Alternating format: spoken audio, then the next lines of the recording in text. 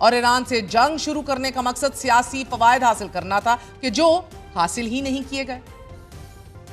इसी तरह इजराइल को पहुंचने वाले नुकसान से मुतल्लिक उनका कहना था कि इजराइल को बड़े पैमाने पर नुकसान हुआ है और जब ईरानी मिसाइल हमलों में शिद्दत आई तो इजरायली मिसाइल सिस्टम की सलाहियत में भी कमी वाक़ हुई और ये बड़े वाज़ेह तौर पर देखी गई, हालांकि अमेरिका मुसलसल इसकी मदद कर रहा था। इसी तरह एक सवाल यह भी है कि क्या सदर ट्रंप ने अपने अहदाफ हासिल कर लिए हैं और क्या ईरान पर हमला दुरुस्त भी था या नहीं। अमरीकी सेनेटर्स नाजरीन इस हमले को गलत करार देते हुए ये कह रहे हैं कि अमरीकी हमले से क्या नताइज हासिल किए गए। इस हमले से अमरीकी सदर ने लाखों जानों को खतरे में डाल दिया और यह हमला एक गैर आईनी इकदाम था कि जो किसी सूरत नहीं उठाया जाना चाहिए था।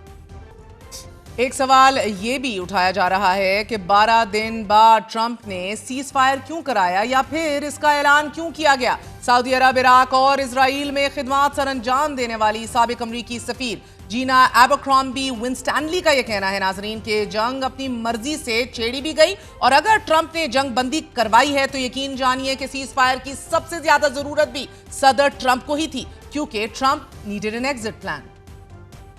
इजराइल ने इस 12 रोजा जंग से क्या हासिल किया, इस सवाल का जवाब भी कुछ यूं दिया गया है कि यह हमला बुनियादी तौर पर गजा से तवज्जो हटाने के लिए था कि जहां रोजाना फलस्तीनियों को शहीद किया जा रहा है। नाज़रीन आपको बताते चलें कि ईरान और इजराइल के दरमियान जंग बंदी जारी रहेगी या फिर कुछ वक्त के बाद सीज फायर खत्म हो जाएगा। ये वो सवाल है कि जो आज हर कोई पूछ रहा है और इस सवाल का भी जवाब देते हुए मारूफ सिक्योरिटी और डिफेंस तज्जियाकार माइकल क्लार्क का यह कहना है कि चूंकि जंग बंदी एक नाजुक अमल है इस वजह से इस पर नजर सख्ती से रखने की जरूरत पड़ती है ताकि कोई एक फरीक यकतरफा तौर पर इसका खात्मा ना कर दे और इस सूरत हाल में एक ऐसा मुल्क होना चाहिए कि जो सीज फायर पर अमल दरामद यकीनी बनाए।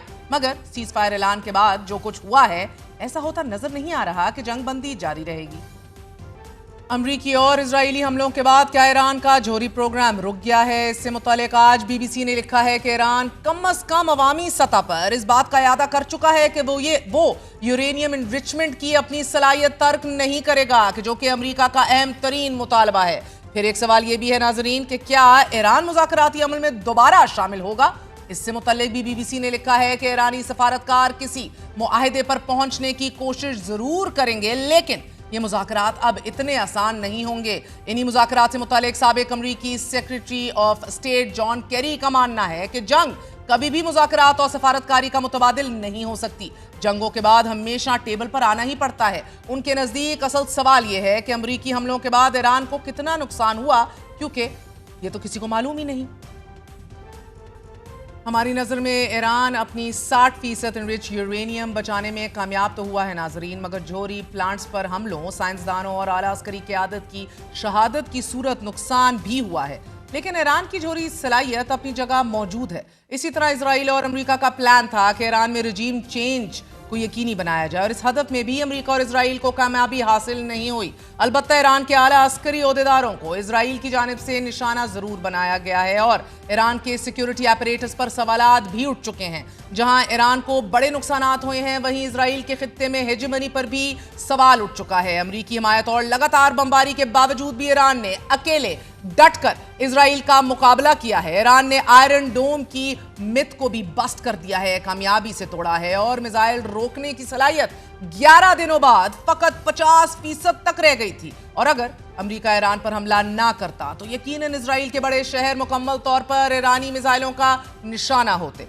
ईरान जंगबंदी को अपनी कामयाबी करार देते हुए जश्न का ऐलान कर चुका है। हमारे साथ इसी हवाले से मौजूद हैं इरानियन सहाफ़ी जिमी विर्क। जिमी, बहुत बहुत शुक्रिया साथ देने का। आप तेहरान में मौजूद हैं। 12 दिन एक आम इरानियन जो है किन किन लम्हात और एहसासात से गुजरा है, ये जरा वाज़ेह तौर पर बताइएगा।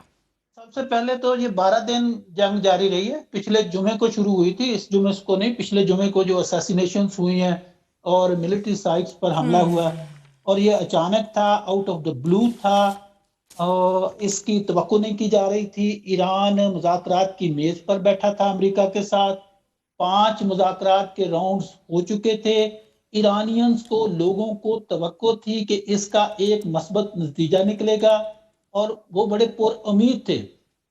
5 नेगोशिएशन के मुज़ाकरात हुए थे, 3 ओमान में हुए थे, 2 यूरोप में हुए थे, तो उनको लगता था कि जल्द इसका नतीजा निकलेगा।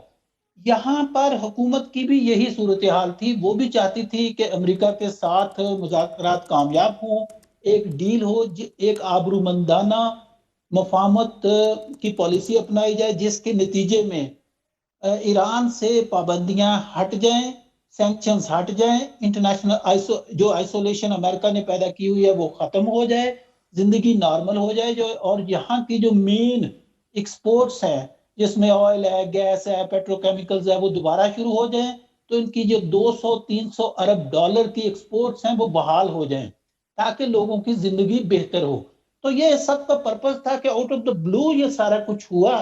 वो बाद में पता चला कि नेतन्याहू साहब ने जो मुज़ाकरात हो रहे थे, तो समवेयर इन द मिडल कहीं उसने ना डोनाल्ड ट्रंप को कन्विंस किया कि ईरानियंस मुज़ाकरात में संजीदा नहीं हैं। हालांकि मैं समझता हूं कि ये शुरू से संजीदा थे। उसने कहा संजीदा नहीं, उसका इलाज ये है कि इनकी जो टॉप मिलिट्री लीडरशिप है, इंटेलिजेंस लीडरशिप है, आईआरजीसी की है, इसको खत्म किया जाए और फिर ये मुज़ाकरात करें। मैं समझता हूँ अगर ये पॉलिसी थी तो ये सुसाइडल थी, बहुत गलत थी। ऐसा हो ही नहीं सकता था कि ईरानी इतने बड़े जख्म को, इतने बड़े झटके को बर्दाश्त कर लें और फिर मुज़ाकरात की मेज पर बैठे। तो ये हमला ना, पहले इसका बैकग्राउंड जानना बहुत बड़ा जरूरी है कि ये हमला हुआ कैसा है। तो इस बैकग्राउंड में हमला हुआ है। ईरानियन कौम और ईरानियन हुकूमत दोनों, वो लोग भी ईरानी जो गवर्नमेंट के नाकद थे, वो भी इसको बिट्रेयल के तौर पर ले रहे हैं। वो समझते हैं कि वो हुस्न नीयत के साथ अमरीकियों के साथ बैठे कि मुज़ाकरात करें, अपने मसाइल का हल निकालें, अपनी तन्हाई को ख़त्म करें, पाबंदियां हटाएं, क्योंकि पाबंदियों ने यहाँ जिंदगी अजीरन की हुई थी। लेकिन उनके साथ अमेरिका की अप्रूवल के साथ बिट्रेल हुई। अमेरिका ने वो काम जो खुद नहीं कर सकता था वो इसराइल से करवा दिया, और इनकी टॉप मिलिट्री लीडरशिप की, आईआरजीसी की, इंटेलिजेंस की, सबकी असैसिनेशन हुई। सबसे अहम न्यूक्लियर साइंटिस्ट के असैसिनेशन हुई। नौ साइंसदानों को उस रात मारा गया। 6 साइंसदानों को उससे पहले, 5 या 6 साइंसदानों को उससे पहले मारा गया था। उसमें सबसे अहम फखरीजादे थे, जो हेड थे इस सारे न्यूक्लियर प्रोजेक्ट के। तो ये एक बहुत बड़ा नुकसान था। साथ ही साथ मिलिट्री पर भी अटैक हुए, बेसिस पर भी हुए। तो ईरानियंस इसको ना एक बिट्रेयल के तौर पर लेते हैं कि उनके साथ धोखा हुआ, उनके साथ फरेब हुआ। और ये बात बड़ी अहम है और समझने वाली है, जो पाकिस्तान में कम लोग समझते हैं, कि यहाँ जो हुकूमत के खिलाफ भी लोग थे, जो मुतमिन नहीं थे उसकी कारकर्दगी से, वो भी इस नुक्ते पर हुकूमत के साथ आ गए, यहाँ पर रजीम के साथ आ गए कि उनके साथ ज्यादती हुई है। अमेरिका और इसराइल ने बैक स्टैब किया है।